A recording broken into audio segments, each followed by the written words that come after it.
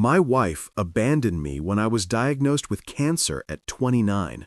"You're too expensive to save," she said, cutting all contact. 5 years later, I survived and worked 3 jobs to pay medical bills.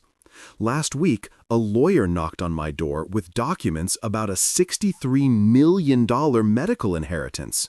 He smiled and said, "The donor specifically requested you." Look, I'm not saying I believed in fairy tales or anything, but when you're standing at the altar promising someone forever, you kind of assume forever means more than just the good Instagram moments. You know, the whole package: vacations, arguments about whose turn it is to do the dishes, maybe even holding hands during the scary parts. But apparently, when they make you recite those wedding vows about in sickness and in health, there's this invisible asterisk nobody mentions. The one that says terms and conditions apply in font size -12. Mine had a real specific clause tucked away in the fine print.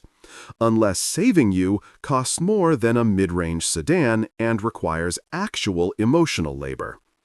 I was 29 years old, which is supposed to be this golden age where you're figuring your life out, maybe buying your first real furniture that doesn't come from IKEA, possibly considering whether you want kids or just really committed houseplants. Instead, I was sitting in a hospital bed that smelled like industrial-strength bleach and broken dreams, with tubes snaking out of my arms like I was some kind of low-budget science experiment. The IV drip made this rhythmic beeping sound that I'd already started to hate, and the fluorescent lights overhead were doing that flicker thing that makes you feel like you're trapped in a horror movie. Nobody bothered to give the lighting a decent budget. That's when Sophia walked in. My wife, the woman I'd promised my life to approximately 14 months earlier at a ceremony that cost more than my car and featured a 3-tier cake nobody actually liked. She stood at the foot of my bed wearing those designer heels I'd bought her for Christmas, the ones she said made her feel powerful. And honestly, she looked more inconvenienced, like she'd just been informed her favorite brunch spot was closed for renovations. Her face had that carefully blank expression people get when they're about to deliver news they've already processed and moved on from, while you're still stuck at the starting line wondering what the hell is happening. "I can't do this," she said, and her voice had this practiced quality to it, like she'd rehearsed this speech in the car on the way over, maybe ran through it a couple times in the hospital parking lot to make sure she hit the right notes of sympathy without actually committing to any real emotion. I remember blinking at her, my brain still foggy from whatever cocktail of medications they'd pumped into me that morning, thinking maybe I'd misheard. Maybe the cancer had already spread to my ears.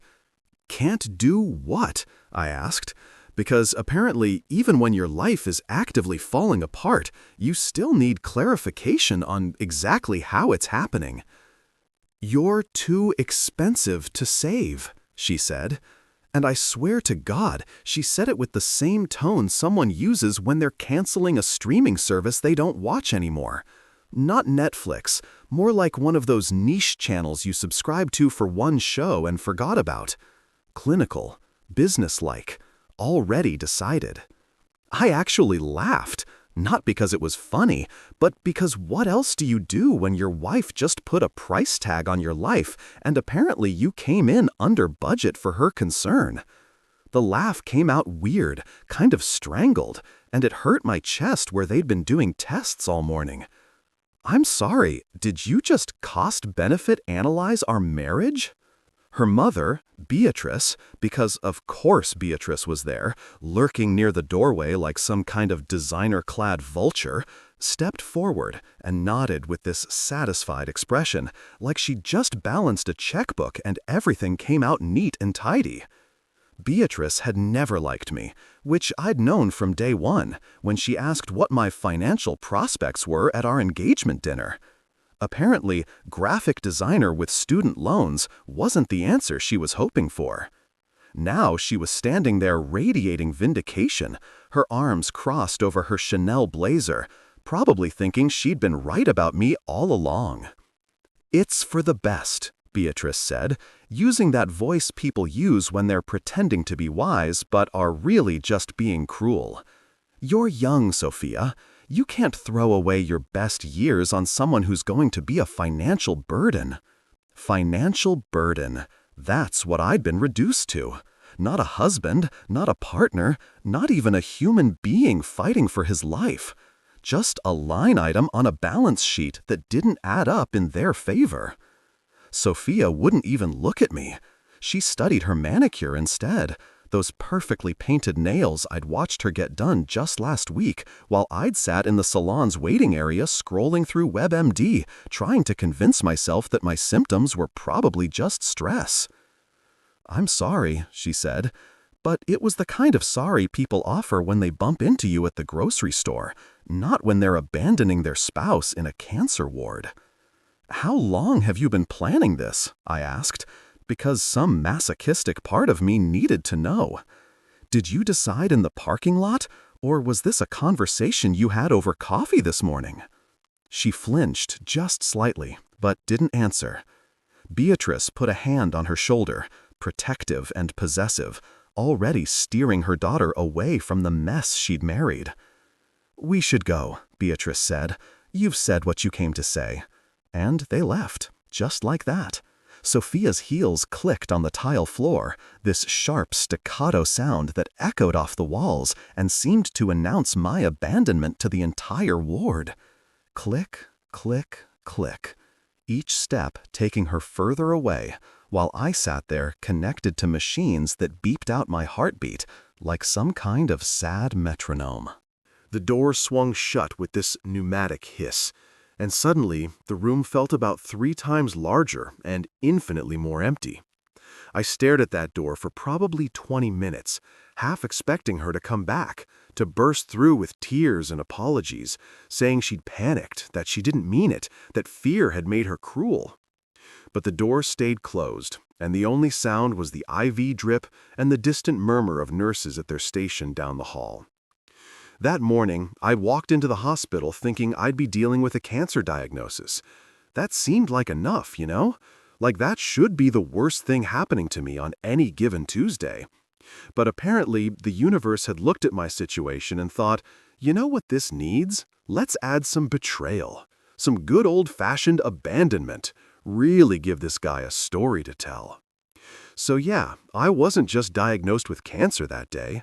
I was diagnosed with being broke and inconvenient, with being not worth the effort, with being the kind of investment that didn't yield returns, at least not the kind that mattered to the woman who'd promised to love me forever. Turns out, forever has a price point, and I'd just discovered I couldn't afford it. I looked down at my left hand, at the wedding ring I was still wearing, because taking it off seemed like admitting something I wasn't ready to admit yet. The gold band caught the fluorescent light, and I thought about how Sophia had slipped it onto my finger just over a year ago, her eyes wet with happy tears, promising me everything while meaning none of it. "In sickness and in health," I whispered to the empty room, my voice cracking on the last word.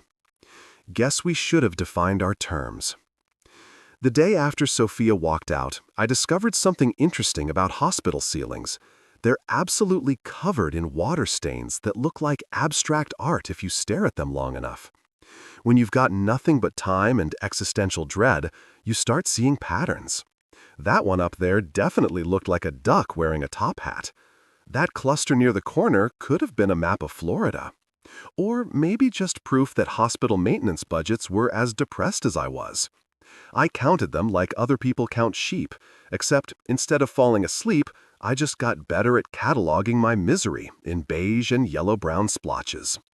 The nurses had clearly gotten the memo about my situation, because they started tiptoeing around my room like I was made of glass, or worse, like I was contagious with bad luck. They'd slip in to check my vitals with these sympathetic smiles that made me want to throw my Jell-O cup at the wall. Though, to be fair, hospital Jell-O isn't really throwable. It just kind of jiggles disapprovingly and stays put. Nobody knew what to say to the guy whose wife had bailed faster than passengers on a sinking ship, so they just said nothing, which somehow felt louder than any conversation could have been.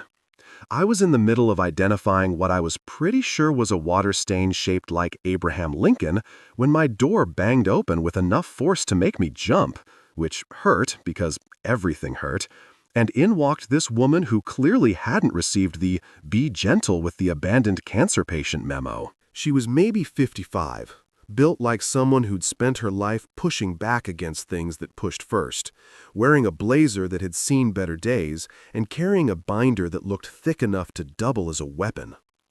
"You gonna die, or are you gonna get stubborn?" she asked, not even bothering with pleasantries like "hello" or "how are you feeling" or any of that fake sympathy everyone else was drowning me in. I blinked at her, wondering if the morphine drip had kicked in without me noticing and I was hallucinating confrontational social workers. "I'm sorry, is that an option on some kind of form I need to fill out? Because nobody gave me that paperwork." She laughed, this big, genuine sound that seemed completely out of place in a room that had been nothing but whispers and sad looks for the past 24 hours. "Clara Jenkins," she said, sticking out her hand like we were at a business meeting instead of in a cancer ward where my life was actively imploding. "Social worker, professional pain in the administration's ass, and your new best friend, whether you like it or not." I shook her hand weakly, pretty sure I didn't have the energy to resist whatever hurricane had just blown into my room. "I don't have any money for whatever you're selling." "Good thing I'm not selling anything then," Clara said, pulling up the world's most uncomfortable-looking plastic chair and dropping that massive binder on my bed with a thud that made the IV pole rattle. "I'm here to make sure you don't die just because your wife has the emotional capacity of a parking meter." I actually laughed at that, which hurt my chest but felt good in a way that nothing had felt good in days. "You heard about that, huh?" "Honey, everyone on this floor heard about that," Clara said, flipping open her binder with the efficiency of someone who'd done this 1,000 times. "Nurses' station gossip travels faster than hospital Wi-Fi, and the Wi-Fi here is terrible, so that's saying something. But forget about her. We've got work to do." She started pulling out papers, forms, pamphlets, printouts that looked like they'd been photocopied so many times the text was starting to blur. Charity programs I'd never heard of, medical grants I didn't know existed, financial assistance applications that required more information than my taxes, payment plans that actually seemed designed for humans instead of trust fund babies, drug company programs that would cover medications I couldn't pronounce, let alone afford. "This," Clara said, tapping the binder with one finger, "is what I call salvation through paperwork. It's not sexy, it's not fast, and it requires more signatures than a celebrity autograph session. But it works. We're going to apply for every single thing you qualify for, and probably some things you don't, because the worst they can say is no. And you're already living through the worst, so what's a few rejection letters?" I stared at the mountain of papers that had just taken over my bed, feeling something that might have been hope trying to claw its way through the depression and abandonment. "Why are you doing this?" Clara looked at me over her reading glasses, and her expression softened just a fraction. "Because nobody should have to die alone just because they're broke. And because I'm really good at filling out forms and making administrators uncomfortable. It's like therapy, but I get paid for it." That night, after Clara had finally left, taking half the binder with her to photocopy in triplicate, because apparently the universe required everything in triplicate, I was lying there trying to process the fact that a complete stranger was fighting harder for my life than my own wife had, when I heard humming. Low, melodic, the kind of humming that came from somewhere deep and genuine. Mr. Wallace, the night janitor, was mopping near my door. I'd seen him around for the past few days, but hadn't really registered him as anything more than part of the hospital background noise. Just another person in scrubs, pushing cleaning equipment, and trying to make everything smell less like sickness and more like industrial lemon. He was older, maybe 60-some, with gray hair and the kind of face that suggested he'd seen pretty much everything and wasn't impressed by most of it. He wasn't talkative, didn't ask me how I was feeling, or give me those pitying looks everyone else seemed to have perfected. He just hummed gospel songs, I eventually realized. Old hymns my grandmother used to play on Sunday mornings when I was a kid. The kind of music that felt like someone wrapping a blanket around your shoulders without asking if you were cold first. I noticed he'd left something on my tray table. A pack of crackers, the cheap kind from the vending machine that cost $1 and tasted like cardboard with ambitions of being food. At first, I thought maybe he'd left them there by accident, or maybe he pitied me the same way everyone else did. But then he did it again the next night, and the night after that. Sometimes crackers, sometimes a granola bar, once an apple that looked like it had been smuggled out of the cafeteria. "You don't have to do that," I said one night, my voice rough from not using it much during the day. He paused his mopping, looked at me with these calm eyes that seemed to see right through all the bravado I was trying to maintain. "Everybody's got to eat," he said simply, then went back to humming and pushing his mop across the floor in slow, methodical strokes. That's when I realized it wasn't pity. It was friendship. The quiet kind. The kind that didn't need a lot of words or explanations. The kind that showed up in the form of dollar store crackers and gospel hymns at 2 in the morning when you were lying in the dark wondering if your life was ever going to feel normal again. I had lost a wife, but somehow I gained a warrior social worker with a binder thick as a phone book and a janitor who communicated in snacks and spirituals. If this was rock bottom, at least it came with unlikely allies and the distant hope that maybe, just maybe, I wasn't as alone as I felt. Chemo is a lot like having a jealous ex-girlfriend, except instead of just keying your car and posting vague accusations on social media, it systematically destroys everything you thought you knew about your body while claiming it's doing you a favor.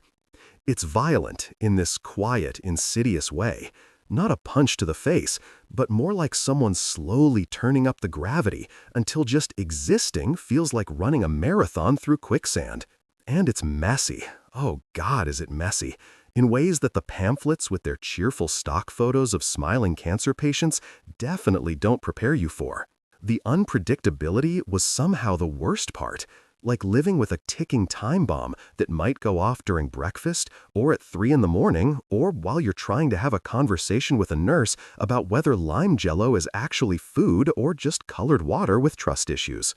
My hair started leaving before I could even process what was happening, which felt weirdly appropriate considering Sophia had done the exact same thing. Except my hair was less dramatic about it. No speeches about financial burdens or clicking heels, just gradually abandoning ship in clumps that ended up on my pillow, in the shower drain, basically everywhere, except actually on my head where it was supposed to be. I woke up one morning looking like a patchy lawn that had given up on life.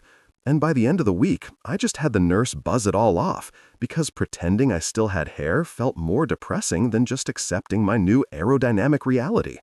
At least my hair didn't take the car when it left, which was more than I could say for my ex-wife. So that felt like a minor victory in the world's saddest competition. Clara showed up during one of my better days. And by better, I mean I'd only vomited twice instead of my usual 4 times, with news that made me think I'd hallucinated her entire existence. "Got you a job," she announced, dropping another stack of papers on my bed like she was dealing cards in the world's worst poker game. I stared at her, pretty sure the chemo had finally fried the part of my brain that processed reality. I can barely walk to the bathroom without needing a nap. What kind of job could I possibly do? "Remote data entry," she said, completely unfazed by my pessimism, which honestly should have been her superpower. "Company called Dataflow Solutions needs people to input information into spreadsheets. You can do it from your laptop, on your own schedule, and they don't care if you're doing it from a hospital bed or a yacht in the Bahamas. It's $12 an hour, which I know isn't going to make you rich, but it's $12 an hour more than you're making now." $12 an hour. In any other circumstance, I would have laughed at the idea of doing data entry for what amounted to slightly more than minimum wage. I had a college degree, damn it. I'd been a graphic designer with actual clients and a portfolio that didn't completely embarrass me. But graphic design required creativity and energy, and the ability to stare at a screen for more than 15 minutes without wanting to throw up. And chemo had pretty much stolen all of those things from me. So, $12 an hour to type numbers into boxes while fighting the urge to vomit? Yeah, that was exactly the level of ambition my life had achieved. "When do I start?" I asked, because apparently rock bottom came with a work-from-home opportunity. I started 3 days later, once Clara had helped me fill out more paperwork than should be legally required for a job that basically involved copying information from one place to another. Turns out, typing with hands that shake from chemo is its own special kind of hell. Like trying to thread a needle during an earthquake while someone shouts random numbers at you. I'd sit there in my hospital bed with my laptop balanced on one of those rolling tables they use for meals, squinting at spreadsheets that all looked identical, inputting data about shipping manifests or inventory counts or whatever the hell data flow solutions actually did, because, honestly, I never really figured that part out and didn't particularly care. The nausea was my constant companion. This rolling wave that would hit without warning and leave me scrambling for the plastic basin the nurses had given me, which I'd started calling my coworker because we spent so much quality time together. I'd be in the middle of a spreadsheet, typing away, feeling almost normal, and then suddenly my stomach would stage a revolt, and I'd have to save my work, lean over, and introduce my coworker to whatever I'd managed to eat that day. Then I'd rinse my mouth, take a few deep breaths, and get right back to work, because nothing says living the dream quite like vomiting between data entries and pretending it's totally normal. But here's the thing about spite. It's a surprisingly effective fuel source. Every cell I filled in that spreadsheet felt like a middle finger to Sophia and her mother, to everyone who'd written me off as too expensive to bother with, to the universe itself for dealing me this particular hand of cards. $12 an hour doesn't sound like much, but when you're paying medical bills that look like phone numbers from another country, every penny feels like a small act of rebellion. I was surviving one spreadsheet at a time. And yeah, it was pathetic and exhausting, and sometimes I'd cry from sheer frustration when my hands wouldn't cooperate or my brain couldn't focus through the chemo fog. But I was doing it. I was still here, still fighting, still proving that I wasn't disposable. Mr. Wallace seemed to understand this on some level that didn't require words. He'd show up during his rounds, humming those gospel songs that had become the soundtrack to my survival, and he'd just start fixing things. My bedside lamp that flickered like it was trying to communicate in Morse code, fixed. My phone charger that only worked if you held it at exactly 37 degrees, fixed with electrical tape and what I'm pretty sure was just sheer determination. Even my sense of humor, which had been pretty thoroughly destroyed by everything that had happened. Somehow, Mr. Wallace helped fix that too, just by being present and calm and completely unbothered by the fact that I was a mess. "You're tougher than you look," he said one night after I'd finished a particularly brutal shift of data entry that had taken me twice as long as it should have because I'd had to stop every 20 minutes to either vomit or just stare at the ceiling and question my life choices. I looked at him, this quiet janitor who'd somehow become one of the most important people in my life without either of us really acknowledging it. "Don't set the bar too high," I croaked, my voice still rough from being sick. At this point, I'm surviving out of pure sarcasm and spite. If those ever run out, I'm screwed. He smiled, this small, knowing smile that suggested he'd heard that kind of talk before and knew it for what it was. Armor disguised as jokes. "Spite's kept a lot of people alive longer than hope ever did," he said, then went back to mopping, humming something that sounded like Amazing Grace, but slower, sadder. Like grace was something you had to fight for instead of something that just showed up. The hospital coffee became my other survival mechanism, though calling it coffee was generous. It tasted like someone had burned dirt, mixed it with regret, and served it in a styrofoam cup that leaked sadness. But it was free, and it was caffeinated, and it gave me something to do with my hands during the long stretches between data entry sessions when I was too wired to sleep but too exhausted to do anything productive. I'd sit there sipping my terrible coffee, watching the sun come up through my window, thinking about how my life had become this weird combination of medical crisis and soul-crushing office work. And somehow I just kept going, because what else was I going to do? Give up? Let Sophia and Beatrice be right about me? Let cancer win without at least making it work for the victory? Absolutely not. I was going to survive out of pure stubborn spite if it killed me, which I realized was kind of contradictory, but whatever. Consistency wasn't really my strong suit anymore. Anyway, 3 months into my personal tour of hell, which included but was not limited to constant nausea, a bank account that looked like a typo, and the kind of exhaustion that makes sleeping feel like a full-time job, my phone rang with a number I'd deleted but apparently still had memorized, because trauma has a funny way of burning certain things into your brain, whether you want them there or not. For exactly 1 stupid, pathetic second, my heart did that thing where it jumps up all hopeful like a dog that doesn't understand its owner abandoned it at a rest stop 3 states back. Maybe she was calling to apologize. Maybe she'd realized what a massive mistake she'd made.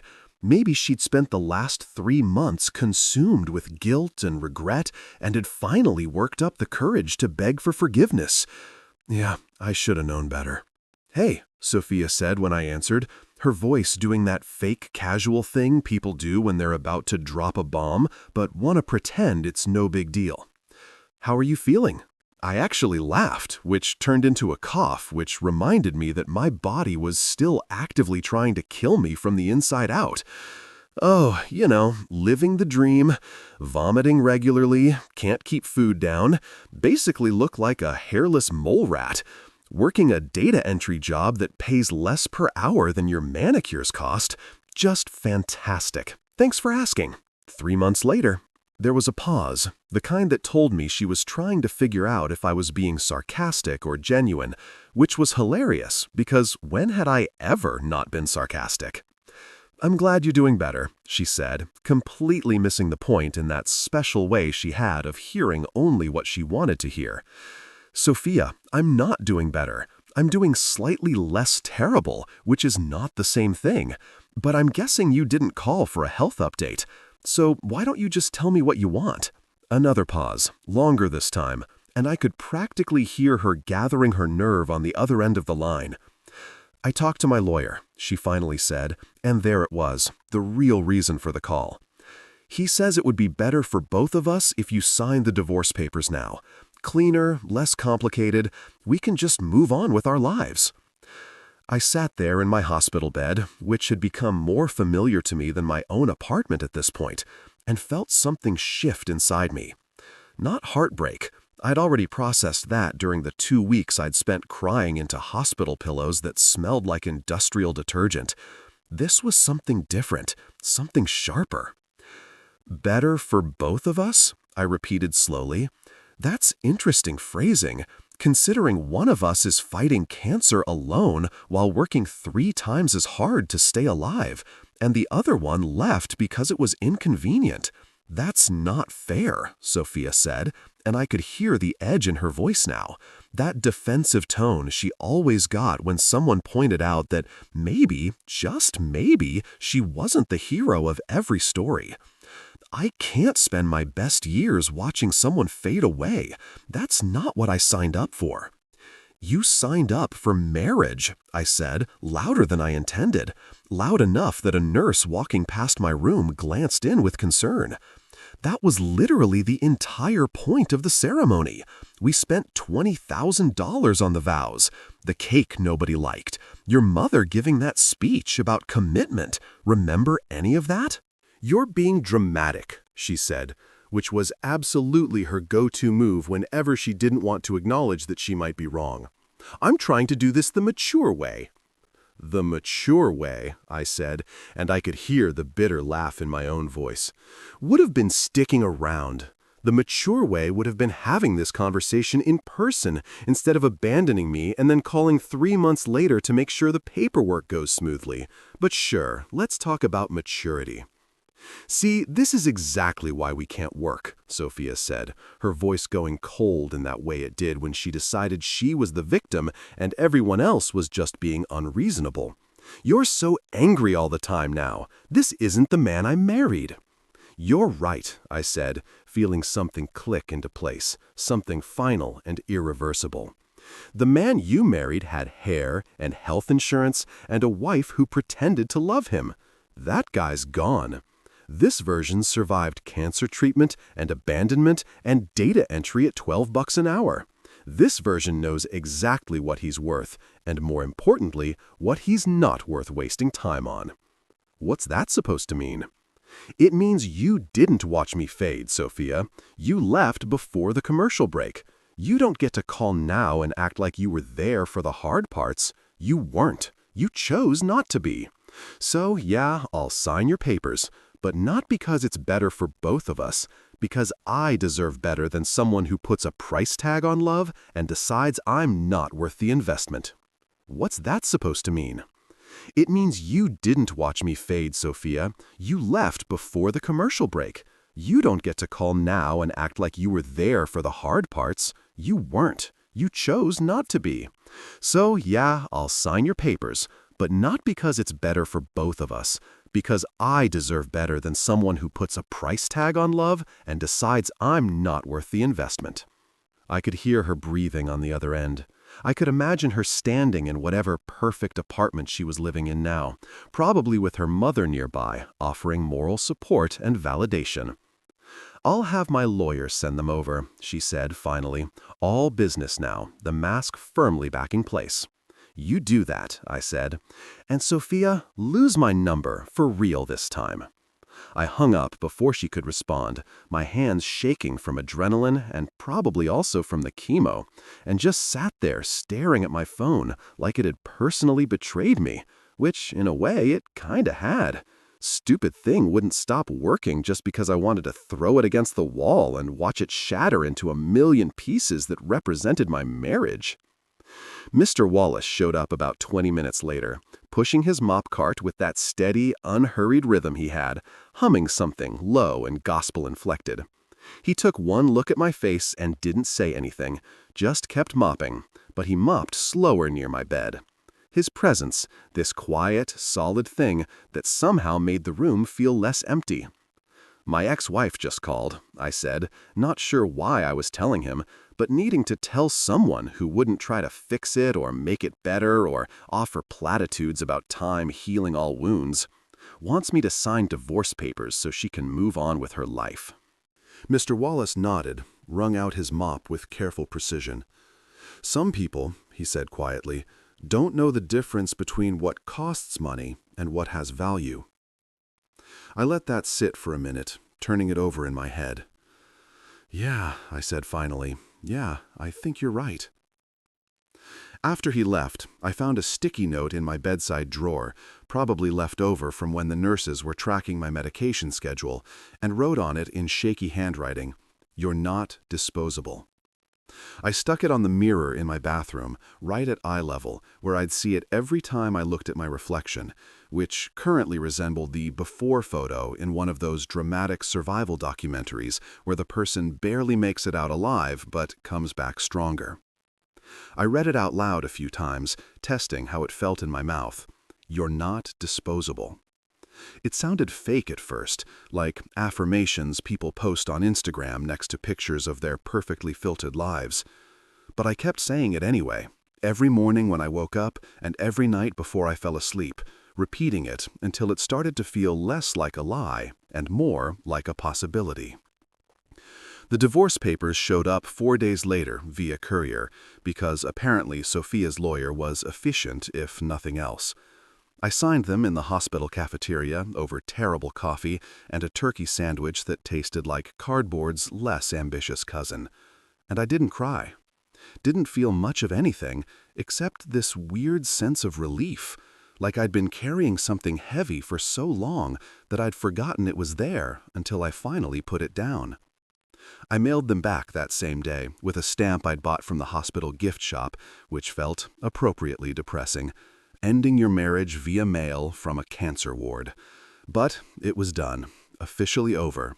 Officially unsubscribed from a relationship that had terms and conditions I'd apparently never read carefully enough. That night, I looked at myself in the bathroom mirror, bald, gaunt, connected to an IV pole like I was on some kind of really depressing leash, and read my sticky note again. "You're not disposable," I said to my reflection, and this time, for the first time, I almost believed it. I'd been in the hospital long enough that I'd started recognizing patterns in things nobody should ever have to notice, like how the lunch cart squeaked on Tuesdays but not Thursdays, or how the afternoon shift nurse always hummed off-key versions of 80s pop songs while checking vitals, or how the kid in the room next to mine cried every night around 8:30 like clockwork. Not loud crying, not the kind that brings nurses running, but this quiet, heartbreaking sound that seeped through the walls and made me want to punch something, preferably the universe itself, for being cruel enough to let children get cancer.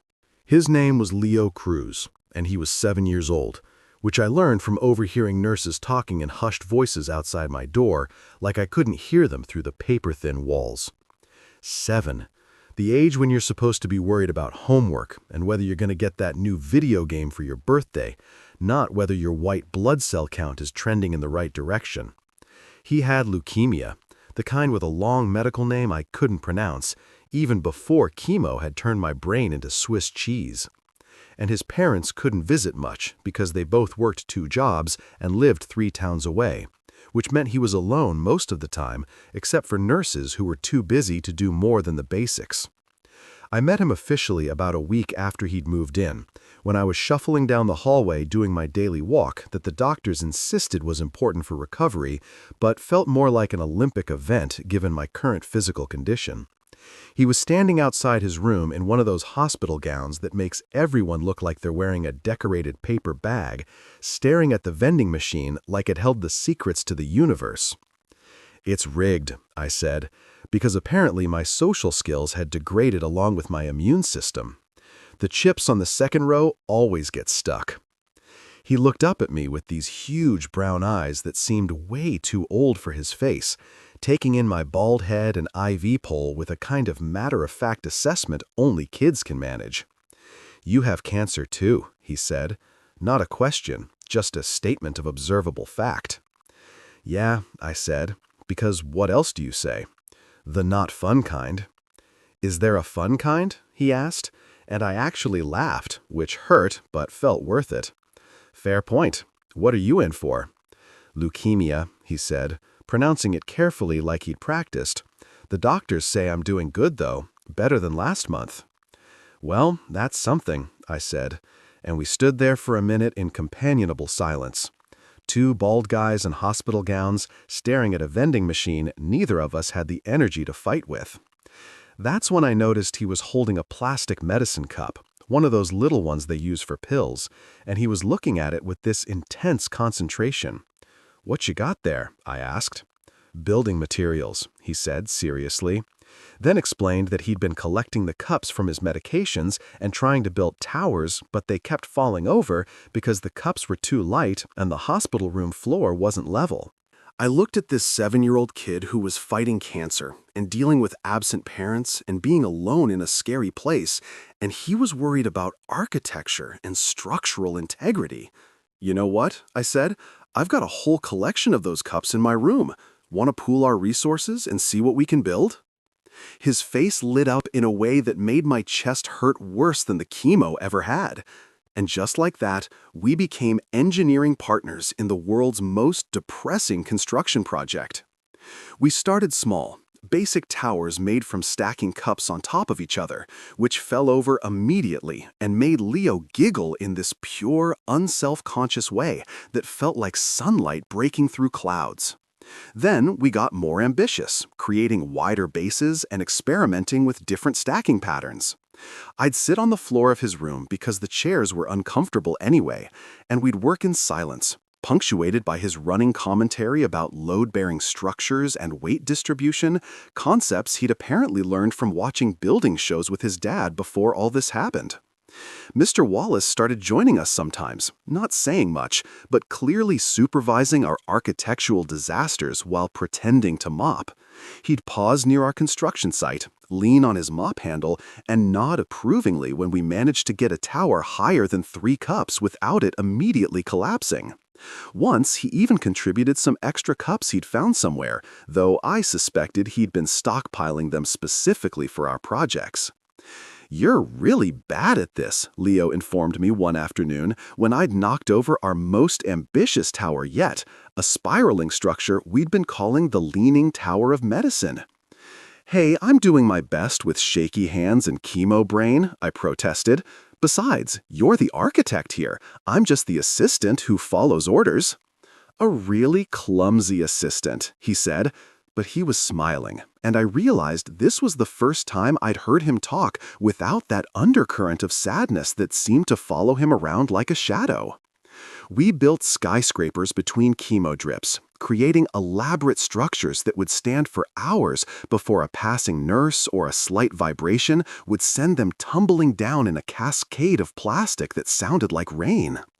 Leo would document our creations with his mom's old phone, taking pictures from different angles like we were building actual architectural marvels instead of towers made from medical waste. He showed me his photo gallery once, dozens of pictures of cup towers in various stages of completion and collapse, each one captioned with names like the Empire State Building but smaller and the one that lasted until dinner. His parents came to visit on a Saturday, both of them looking exhausted in that bone-deep way that comes from working yourself to death just to keep your head above water. His mom cried when she saw him, gathering him up in this fierce hug that made me have to look away because it felt too private, too raw. His dad shook my hand and thanked me for spending time with Leo, his voice cracking on the words, and I wanted to tell him that Leo was helping me as much as I was helping him, maybe more. But I didn't know how to say that without sounding like I was minimizing their struggle. After they left, Leo was quiet for a while, sitting on his bed and staring at the cup tower we'd built that morning, a modest structure about 8 cups high that we'd managed to stabilize with careful placement. "They have to work," he said finally, "to pay for all this, the doctors and the medicine and everything." "Yeah," I said, because what else could I say? The system was broken, and we were all just trying to survive it. "When I grow up," Leo said, his voice getting that determined quality kids get when they're making serious promises, "I'm going to be rich, and then I'm going to make sure kids don't have to be alone in hospitals because their parents are working." I felt something crack open in my chest, something that had been sealed shut since Sophia left, since I'd realized how alone I actually was in all this. "That's a good goal," I managed to say, "really good." That night, lying in my own bed and staring at my own water-stained ceiling, I thought about Leo and his absent parents and his cup towers and his determination to fix a broken system when he grew up. I thought about how when Leo laughed, really laughed, not the polite kind, but the kind that came from somewhere deep and genuine, the cancer felt smaller somehow, like it was still there, still trying to kill me, but it wasn't the only thing in the room anymore. I'd spent months thinking survival was just about me, about proving Sophia wrong, about making it through out of pure spite and stubbornness. But watching Leo build towers out of medicine cups with hands that shook from treatment, seeing him smile despite everything he was going through, I realized something that should have been obvious, but somehow wasn't. Surviving wasn't just for me anymore. It was for the people who still believed I had something to give, for a 7-year-old who needed someone to build ridiculous structures with between chemotherapy sessions, for Mr. Wallace, who showed up every night with his gospel hymns and his quiet understanding, for Clara, who fought bureaucracy like it was a personal enemy. I wasn't just fighting cancer anymore. I was fighting to be the kind of person who deserved the faith these people, these unlikely, unexpected people, had somehow decided to place in me. And maybe, just maybe, that was a better reason to survive than spite ever was. Fast forward 5 years, and somehow, against all medical odds, statistical probability, and my ex-wife's confident predictions, I was still alive. Not just alive in the technical sense of having a pulse and occasionally remembering to breathe, but genuinely, stubbornly, spitefully alive in a way that felt like giving the universe a daily middle finger. The doctors used words like remission and remarkable recovery with the kind of cautious optimism people use when they don't want to jinx things. And I'd gone from being the guy everyone expected to die to being the guy who absolutely refused to, which honestly felt like the biggest plot twist of my entire existence. But here's the thing nobody tells you about surviving cancer when you're broke. Beating the disease doesn't magically fix your bank account or erase the mountain of medical debt that's been accumulating interest like it's training for the Olympics. I'd survived, sure, barely, but I'd emerged on the other side looking at bills that had more zeros than I'd seen since my high school calculus class, the one I'd nearly failed because I was too busy being 17 and stupid to pay attention to anything useful. So I worked. Not one job, like a normal person with reasonable life goals and healthy boundaries, but 3 jobs, because apparently my survival instinct had kicked into overdrive and decided that sleep was optional and free time was for quitters. During the day, I worked at a warehouse, one of those massive distribution centers that makes you feel like an insignificant cog in a machine designed by someone who actively hated human beings. I'd spend 8 hours lifting boxes that all weighed exactly enough to make your back hurt, but not enough to justify complaining about it. Scanning barcodes until my eyes crossed, and trying not to think about how I'd gone to college specifically to avoid this kind of soul-crushing manual labor. At night, I stocked shelves at a grocery store, which sounds easy until you've spent 4 hours rotating canned goods and reorganizing cereal boxes while fluorescent lights hummed overhead like they were slowly draining your will to live. There's something deeply existential about alphabetizing pasta sauce at 2 in the morning while a radio plays the same 6 songs on repeat, and you wonder if this is what surviving cancer was supposed to feel like? Exhausting, repetitive, and vaguely depressing in a way you can't quite articulate. And in between, during those precious few hours that normal people used for things like sleeping or having a social life or maintaining their mental health, I did data entry for Data Flow Solutions, still typing numbers into spreadsheets for $12 an hour like I had been in the hospital. Except now my hands didn't shake from chemo, and I only occasionally wanted to throw my laptop out the window instead of constantly. My diet had become 70% ramen, and I'm not talking about the fancy artisanal ramen from those trendy restaurants where a single bowl costs more than my hourly wage. I'm talking about the brick of sadness kind that costs 29 cents and tastes like salt had a fight with regret and they both lost. I'd gotten creative with it out of sheer desperation, adding eggs when I could afford them, throwing in frozen vegetables that were on sale, occasionally splurging on hot sauce to pretend I was eating something that had flavor instead of just sodium and broken dreams.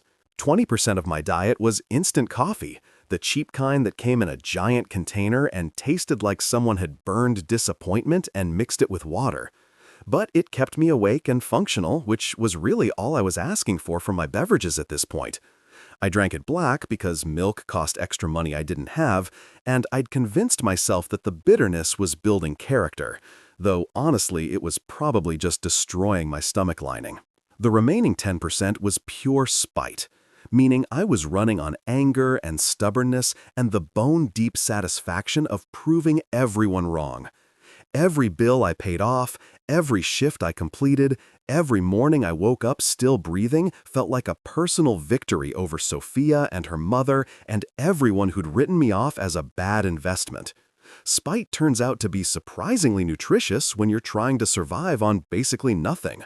I lived in a studio apartment that was generous in the same way calling a shoebox cozy is generous. It was small, cramped, and made you reconsider your life choices every time you walked through the door. The place smelled like a combination of burnt noodles and determination, which probably should have been concerning, but honestly just felt appropriate given my current life situation. The walls were so thin I could hear my neighbor, an elderly guy named Frank, sneeze from across the apartment, And then I'd hear him apologize to himself afterward, which was simultaneously depressing and kind of endearing. Frank and I had developed this weird rapport based entirely on the fact that we could hear each other's entire lives through the walls. He'd hear me come home at 3 in the morning from my grocery store shift, and I'd hear his TV playing westerns at a volume that suggested he was either hard of hearing or really committed to the experience. Sometimes he'd knock on my door with leftover casserole his daughter had brought him, claiming he couldn't finish it alone, but really just being kind in that subtle way old people have perfected, where they help you without making you feel like charity.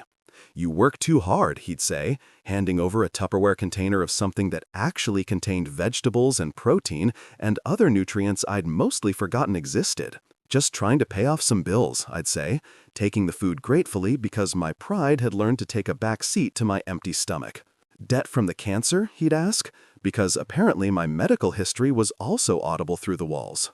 Among other things, I'd say, and he'd nod knowingly, pat my shoulder, and shuffle back to his apartment to watch more westerns at volumes that could probably be heard from space. Still, despite the exhaustion and the ramen and the constant feeling like I was one missed shift away from financial collapse, I was proud. Genuinely, surprisingly proud in a way I hadn't felt in years, maybe ever. I'd paid off almost all my medical bills. Not all of them, because that mountain was Everest-sized and I was climbing it with a spoon, but enough that I could see progress, actual measurable progress that showed up in my bank statements and made me feel like maybe I wasn't completely drowning anymore, just treading water in the deep end. No wife, obviously. Sophia was somewhere out there living her best life without the inconvenience of a sick husband, and I genuinely hope she was happy in that distant way you hope for people you used to love before you realize they were never really capable of loving you back. No savings, because every penny I made went straight to bills or rent or ramen, with nothing left over for things like emergency funds or planning for the future, or any of those adult concepts that seemed designed for people who hadn't spent their late 20s fighting cancer and abandonment simultaneously. No hair either, weirdly enough. It had grown back after chemo, but in this bizarre curly pattern that made me look like I'd stuck my finger in an electrical socket and decided to keep the look. My barber had actually laughed the first time I came in, not meanly, but in that surprised way people laugh when confronted with something unexpected.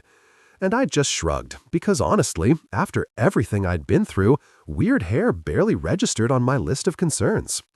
But I was alive, genuinely, stubbornly, impossibly alive. And yeah, my life looked nothing like what I'd imagined when I was younger and stupider and thought things like marriage and career success were guarantees instead of privileges. But it was mine. I'd built it from nothing, from the ashes of the worst thing that had ever happened to me. And every shift I worked, and every bill I paid, and every morning I woke up in my tiny apartment that smelled like burnt noodles felt like proof that I'd survived something that should have killed me. Sarcasm had replaced therapy, which probably wasn't the healthiest coping mechanism, but was significantly cheaper and didn't require scheduling appointments or talking about my feelings with a stranger who nodded sympathetically while taking notes. I'd learned to laugh at the absurdity of it all. The fact that I'd survived cancer only to be defeated by grocery store shifts and instant ramen.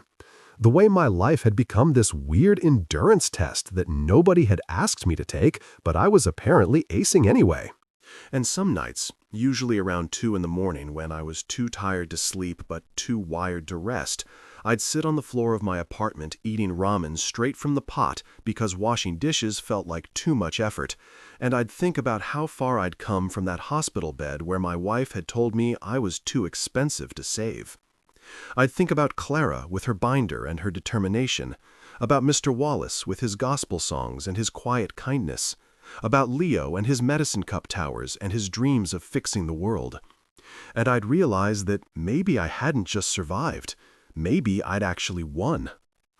It was a Tuesday night, which I only knew because my work schedule had Tuesdays highlighted in yellow as warehouse closing shift followed by grocery store opening shift, meaning I had exactly 4 hours between jobs to sleep, eat, and question my life choices in that order.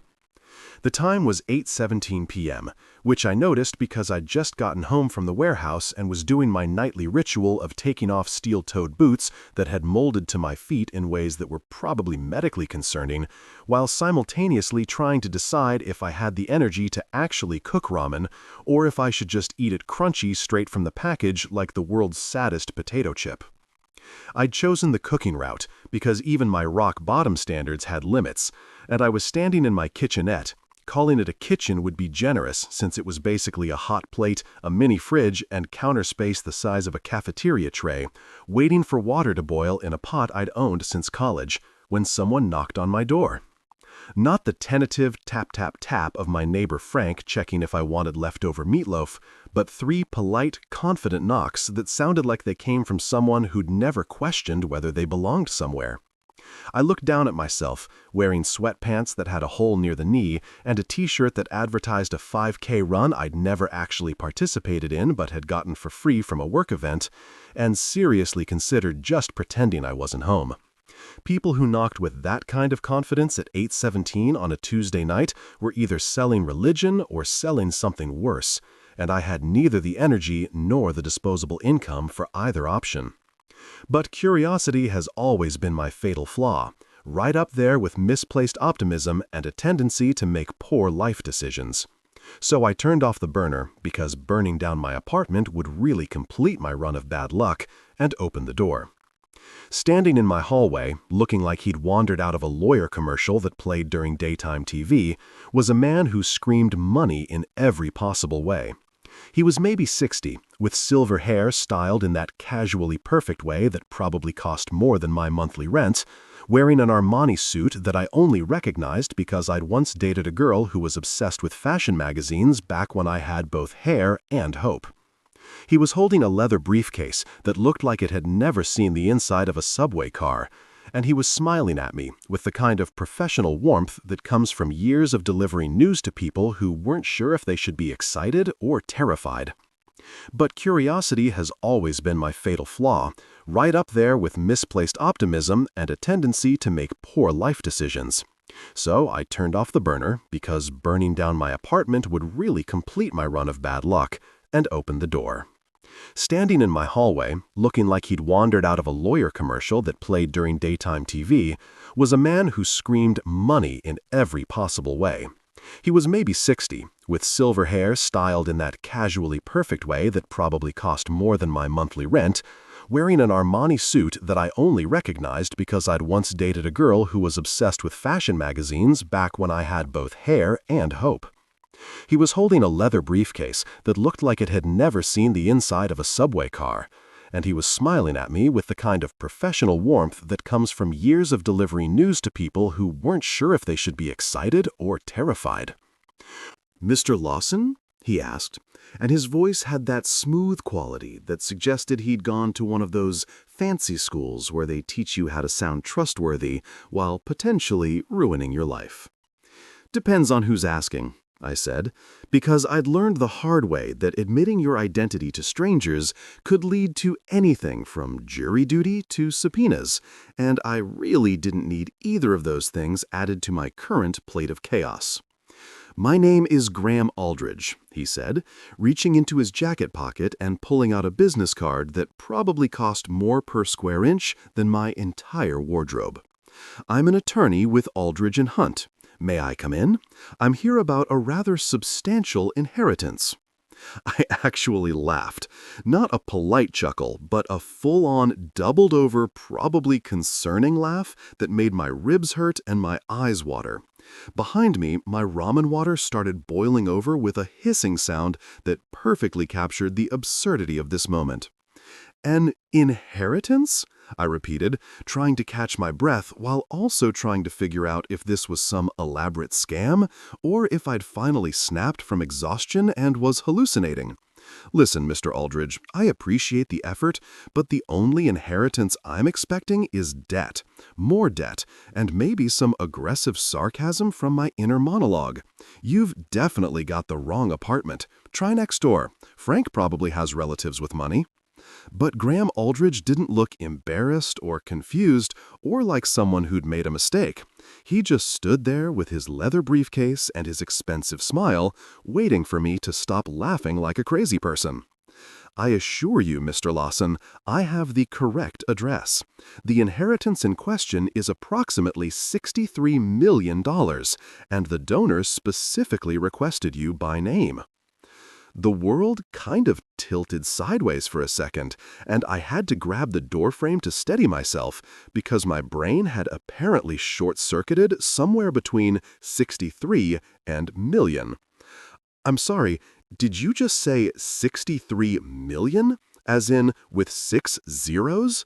As in more money than I've seen in my entire life combined? Including that time I accidentally looked at someone else's bank statement at the ATM?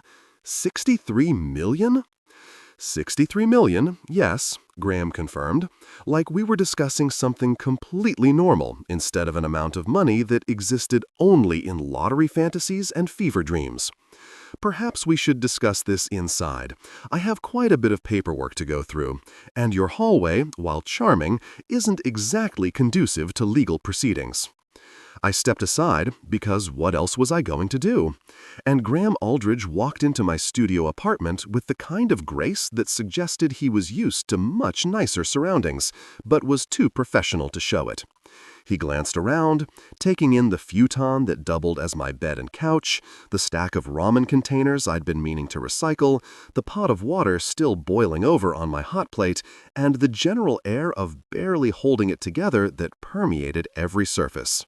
"Please, have a seat," I said, gesturing to my one chair, which I'd found on the curb 3 years ago and had never quite trusted to hold more than 150 pounds. I turned off the stove, moved my dinner dreams aside, and sat on my futon, which creaked in protest because even my furniture was exhausted.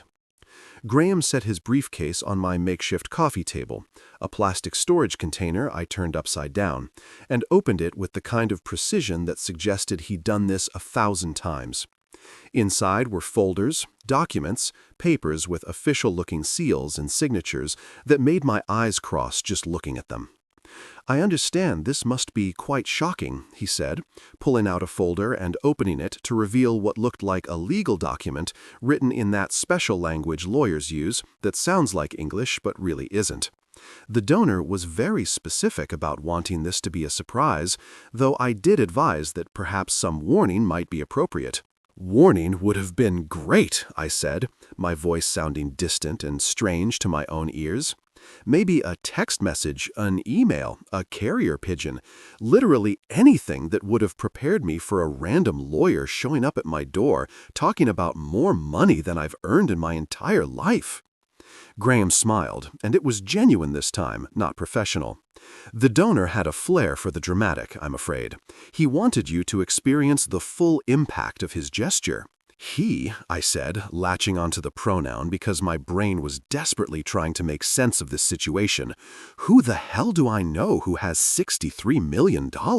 I shop at discount grocery stores and my most valuable possession is a coffee maker I got on sale." Graham pulled out another document, and I saw a name written at the top in official legal script that made my heart stop and restart in the space of a single breath. "The donor was Amos Henderson," Graham said, watching my face carefully. "I believe you knew him as Mr. Wallace, the janitor from Denver Memorial Hospital." I stared at him. Then I stared at the document. Then I stared at him again, because clearly someone had made a mistake, a huge, impossible mistake that was going to be really embarrassing when they figured it out. "Mr. Wallace," I said, slowly, like testing the words to see if they'd make sense coming out of my mouth. "The janitor, the guy who hummed gospel songs and fixed my phone charger with electrical tape and left crackers on my hospital tray? That Mr. Wallace had $63 million? "Indeed," Graham confirmed. "He was quite wealthy, though he chose to live modestly." I started laughing again, except this time it came out more like crying, or maybe some combination of both that didn't have a name because it was the sound of someone's entire reality shifting on its axis. He couldn't even spell my name right on the vending machine label he put on my IV pole, I said, and tears were definitely streaming down my face now. He called me Lawson for 3 months, and I never corrected him because it didn't matter, because he was kind, and he showed up, and he gave a damn when nobody else did. And now you're telling me he had enough money to buy a small island? He was a retired inventor, Graham explained, pulling out more documents that I couldn't focus on because my vision was blurry with tears. He held several patents on medical delivery systems, IV pumps, medication dispensers, that sort of thing. They're used in hospitals worldwide. He made a considerable fortune from the royalties, but he lived simply and worked as a hospital janitor because, according to his personal notes, he wanted to stay connected to the people his inventions were supposed to help. I put my head in my hands, overwhelmed by the sheer impossibility of it all. Why me? Why would he leave his money to me? Graham reached into the folder again and pulled out a single piece of paper, and his voice softened when he read it. In his will, he wrote, "For the man everyone left to die, but who kept living anyway. Tell him his wife was wrong. He wasn't too expensive to save." That sentence hit me like a physical blow, knocking the air out of my lungs and the strength out of my bones. I remembered Mr. Wallace mopping my floor in silence, remembered him leaving crackers and granola bars, remembered him humming Amazing Grace while I cried into my pillow. I remembered thinking he was just being kind, just being a good person in a place where good people were in short supply. I'd never told him about Sophia, never mentioned what she'd said about me being too expensive to save. But somehow he'd known. Somehow he'd seen everything I was going through and decided that I mattered, that I was worth fighting for, that my life had value, even when I couldn't see it myself. "He changed my entire life," I said through tears, my voice breaking on every word. And I didn't even know his last name. Graham Aldridge gave me a moment to completely fall apart, which I appreciated because I was doing it spectacularly, crying into my hands in my crappy studio apartment while a lawyer in an Armani suit sat on my curb-find chair and pretended not to notice that I'd devolved into a sobbing mess. Eventually, when I'd managed to pull myself together enough to form coherent sentences instead of just making wounded animal noises, he opened another folder from his briefcase of life-changing documents and started explaining exactly who Amos Henderson had been. Turns out, the guy who'd fixed my phone charger with tape and determination wasn't just some janitor who decided to spend his retirement pushing a mop around a cancer ward. He was a legitimate genius. The kind of person who probably could have been running a Fortune 500 company or teaching at MIT, but instead chose to spend his days cleaning floors and humming gospel songs to sick people who needed it. Graham showed me patent documents with Amos's name on them, official government papers with seals and signatures that proved beyond any doubt that the man who'd left me crackers on my hospital tray had invented some of the most widely used medical equipment in the entire healthcare industry. "This one here," Graham said, pointing to a patent dated 1987, "is for an automated IV pump system that's currently used in approximately 60% of hospitals nationwide. And this one," he flipped to another page, "is a medication delivery system that revolutionized how controlled substances are dispensed in medical settings. There are others, a total of 17 patents, all related to hospital equipment and medical technology." I stared at the documents like they were written in ancient hieroglyphics, my brain refusing to connect the man in these official papers with the guy who used to mop around my medicine cup towers with Leo. "He held patents on medical delivery systems used worldwide," I repeated, trying to make the words feel real in my mouth.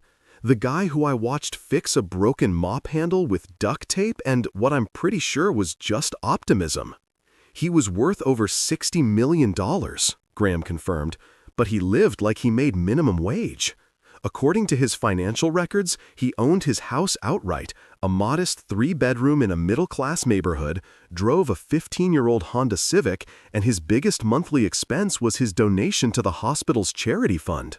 Graham paused, flipping through more papers. He worked as a janitor at Denver Memorial for 12 years after retiring from his company. Never told anyone who he really was, just showed up, did his job, and went home.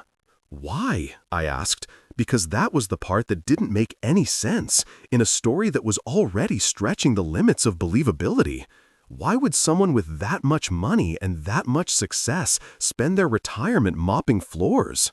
Graham pulled out what looked like a personal letter, handwritten in a shaky script that I immediately recognized as Mr. Wallace's handwriting.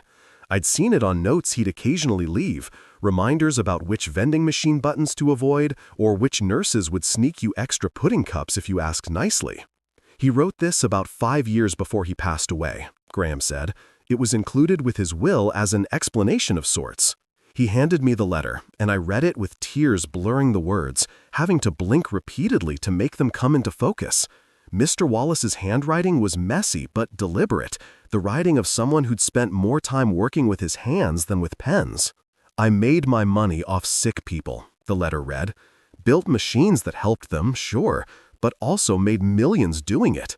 Seemed wrong to spend all that money on fancy cars and big houses while the people my machines were supposed to help couldn't afford to use them.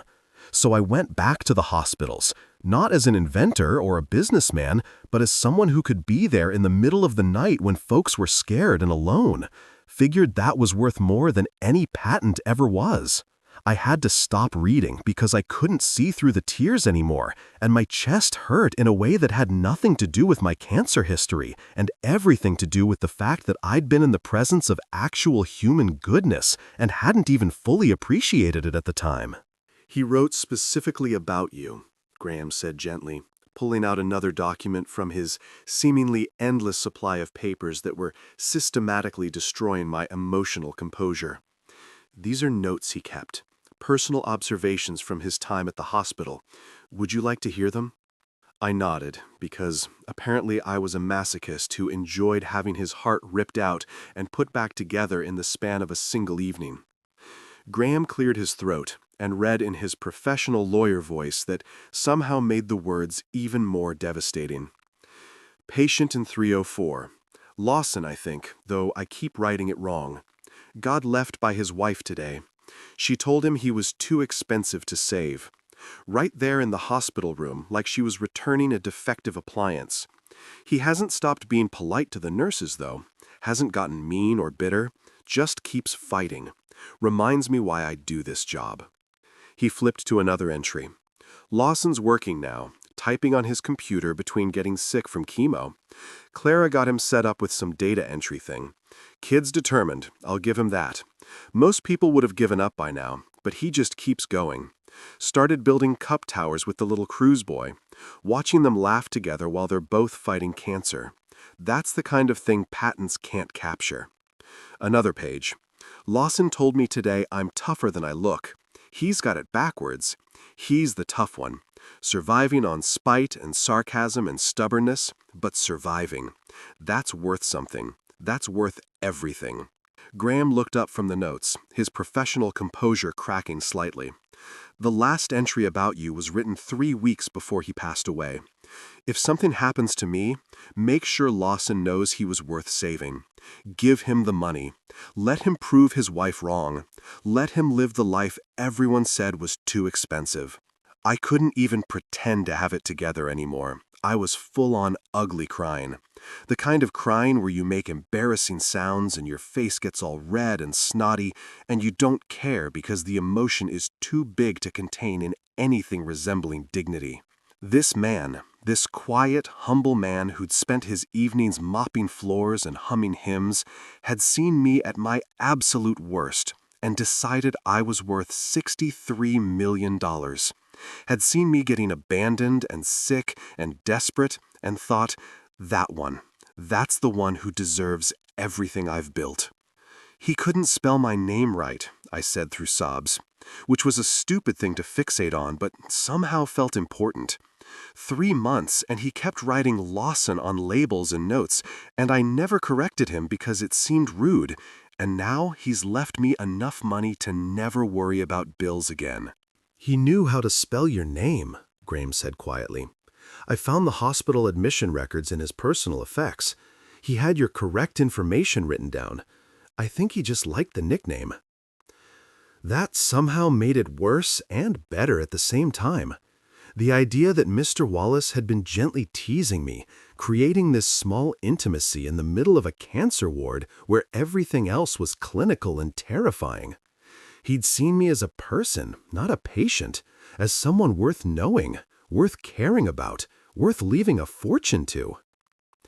"What am I supposed to do with $63 million?" I asked, not really expecting an answer because it was more of an existential question than a practical one. Graham smiled, closing his folders with the efficiency of someone who delivered this kind of news before, though probably not to someone sitting on a futon in sweatpants with holes in them. "According to his will, you're supposed to live. That's it. No strings attached, no requirements about how you spend it or what you do with it. He just wanted you to have the chance to live without worrying about money, without having to work 3 jobs, without having to prove to anyone that you're worth saving." He pulled out one final document, the official will, I assumed, based on the amount of legal jargon crowding every available space. "There is one clause," Graham added. "He requested that if you choose to donate any of the money, you consider helping other patients who've been abandoned by their families. But it's a request, not a requirement. The money is yours to do with as you wish." Of course, Mr. Wallace had thought about other people, even in his will. Of course, his last act of generosity came with a gentle suggestion about paying it forward. That was exactly who he'd been. Someone who saw suffering and tried to fix it, whether with inventions or donations, or just showing up with crackers and gospel songs. "When did he die?" I asked, realizing I didn't even know when I'd lost him. "About 4.5 years ago," Graham said. "It's taken this long to settle the estate and locate you. You've moved several times, and you weren't exactly easy to track down." 4.5 years! I'd been living in poverty, working myself to exhaustion, eating ramen and surviving on spite, while $63 million had been waiting for me, left by a man who'd believed I deserved better. The timing was almost funny in a cosmic joke kind of way. I'd already proven I could survive, already shown I was tough enough to make it without the money, and now here it was anyway. "He really changed my entire life," I said, looking at Graham and then at the papers spread across my upside-down storage container coffee table, "and I never even got to thank him." Graham stood, gathering his documents with practiced efficiency. I think he knew, and I think that's why he did it. The next morning, my phone exploded like I'd accidentally become famous overnight. The news had broken. Cancer survivor inherits $63 million. And suddenly, everyone I'd ever met wanted to reconnect and offer their totally not suspicious congratulations. My voicemail filled up within an hour. Old classmates I was pretty sure had bullied me suddenly remembered how close we'd been. Distant cousins materialized out of nowhere with investment opportunities. Even my email was drowning in messages from people who'd forgotten I existed until I became worth something. Then came Sophia's call. "Babe," she said, and that nickname felt like a slap. "I made a mistake, a huge mistake. I panicked when you got sick. Can't we start over?"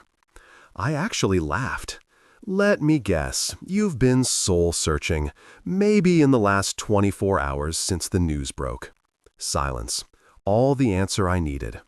"Sophia, I fought cancer, abandonment, and poverty without you. I can't survive another toxic relationship. We're done." "You're being cruel," she said. "No, I'm being honest. Lose my number." Her mother, Beatrice, called next, coughing dramatically. "Sweetheart, your ex-wife is heartbroken." "Good," I interrupted. "So am I. About that $200 blender she took." I hung up and blocked them both. I didn't buy a mansion or a sports car or any of the ridiculous things people probably expected me to waste money on after suddenly becoming obscenely wealthy. Instead, I created the Amos Foundation for Abandoned Patients, A name that made lawyers nervous because apparently abandoned had legal implications, but I didn't care, because that's exactly what it was for. People who'd been left behind by family or finances or a healthcare system that treated human lives like budget line items that needed to balance out. The Foundation's mission was simple and personal. We paid off medical debts for people who'd been abandoned during treatment. People like me, who'd been told they were too expensive to save and then had to figure out how to survive anyway. We covered bills for patients whose families had walked away, whose insurance had maxed out, whose GoFundMe campaigns had failed to go viral because apparently suffering isn't compelling content unless it comes with good photography and a catchy hashtag. Within the first year, we cleared over $12 million in medical debt. $12 million. That's not money. That's hundreds of lives. Hundreds of people who could finally breathe again without drowning in bills that had more zeros than hope. We worked with hospitals across the country, identifying patients who fit our criteria, reaching out quietly, because nobody wants their abandonment broadcast like some kind of tragedy porn. Sometimes we'd get thank you letters that made me cry in my office. Now, an actual office instead of a studio apartment that smelled like burnt ramen. Sometimes we'd get no response at all, and that was fine too, because dignity doesn't require gratitude. I kept Mr. Wallace's old janitor badge on my desk in a simple frame. No fancy display, just the laminated ID card with his photo looking exactly like I remembered him. Calm, kind, completely unimpressed by the chaos of the world around him. Visitors would ask about it sometimes, confused about why a millionaire philanthropist had a janitor's badge as his most prominent decoration, and I'd tell them the whole story. About the man who mopped floors and hummed gospel songs and left crackers for dying patients who had nobody else. About the inventor who chose connection over comfort, service over status. About the person who saw me at my worst and decided I was worth everything. Sometimes, late at night when I couldn't sleep, a lingering side effect of trauma that money couldn't quite fix, I'd imagine Mr. Wallace walking into a heaven's break room, pouring himself terrible coffee and saying to whoever was in charge up there, "Told you that kid would make it." I never heard from Sophia again after blocking her number, which was exactly what I'd hoped for.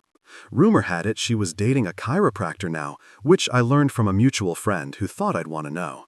I didn't particularly, but I did hope she'd finally found someone who could adjust her morals along with her spine, because clearly they'd been misaligned for years. As for me, I was cancer-free, debt-free, and finally living proof that sometimes the people who abandon you end up watching you on the evening news, probably choking on their expensive wine, while you're out there changing lives with money you earned by refusing to die when everyone said you should. I guess I wasn't too expensive to save after all, just too valuable for the wrong buyer.